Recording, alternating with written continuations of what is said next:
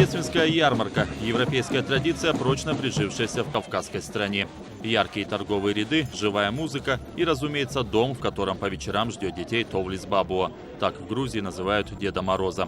Все это действо, как правило, начинается 25 декабря на католическое Рождество и продолжается до Старого Нового года. На таких ярмарках принято покупать ручные подделки, елочные игрушки и национальные сладости. Этакие маленькие символичные сюрпризы для друзей и коллег. За этим сюда и пришла Светлана. Она старается не нарушать традиции, но тем не менее признается, в этом году вынуждена экономить на подарках. Кризис чувствуется во всем. Доход не изменился, но вот траты растут. Например, те же подарки, а я очень люблю их делать родным и друзьям, еще год назад были доступнее. Теперь приходится экономить даже на такой мелочи, как эти сувениры. Я уже не говорю о дорогих подарках. Валютный кризис затронул многих моих друзей. Например, некоторым из-за падения лари пришлось отказаться от плана встретить Новый год в Европе.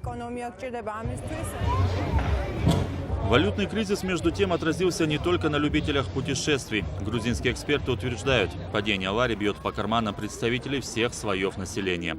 Только за последний месяц национальная валюта Грузии обесценилась по отношению к доллару США на 11,82%, что спровоцировало рост цен, особенно на импортируемую продукцию.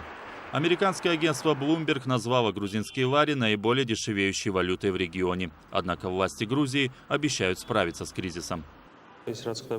То, что сегодня происходит с лари, заслуга внешних факторов и только. Такова печальная действительность. У правительства есть идеи по стабилизации национальной валюты, и парламент готов их обсуждать. Однако в существование каких-либо идей, которые могли бы воплотиться в антикризисные меры, не верят в оппозиции. Пусть главы профильных ведомств, Министерство финансов и Министерство экономики расскажут обществу о своих планах, о взглядах правительства и его возможностях. Пока же власти прибегают к наиболее популярным методам борьбы с валютным кризисом, например, к валютным интервенциям. Всего за несколько дней до наступления Нового года лари смог отвоевать несколько пунктов и укрепиться по отношению к доллару.